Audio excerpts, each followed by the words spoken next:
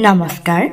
আজি আবৃত্তি কৰিবলৈ লৈছো ভিন্ন ৰসৰ কবিৰূপে খ্যাত শ্ৰীযুত মনোজ কুমাৰ শৰ্মাদেৱে ৰচনা কৰা এটি সুন্দৰ ব্যংগাত্মক কবিতা।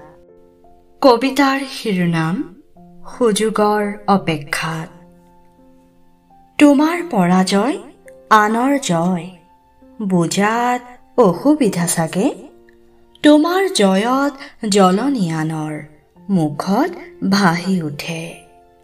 সম্পত্তি আনি ঘৰ সুমুৱাওঁতে যদিও বা মিঠাই খায়, তোমাৰ সম্পত্তিৰ হৰণ ভকনত আনন্দ দেখিছানে নাই? সম্পদৰ সময়ত বন্ধুৰ ভিৰত খাব শুবৰ সময় নাই।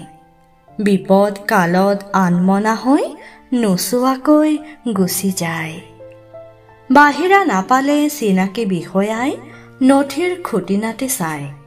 মাচুলৰ মোহত চিনাকি বৈদ্যই অচিন ৰোগীকহে চায়। বৰমূৰীয়া নহওঁতে সৰুমূৰীয়া হবে, বৰমূৰীয়াৰ বদনাম গায়। নিজ কান্ধত দায়িত্ব পৰিলে বদনামৰ নামেই নাই। সুবিধা নাপায় বপুৰা বাপাই সাধাৰণ জীৱন কাটে।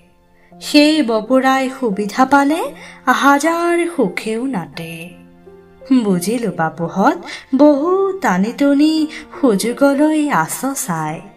সুযোগ মিলিলে কপাল ফুলাবি, অতীতক দিবি বিদায়। ধন্যবাদ।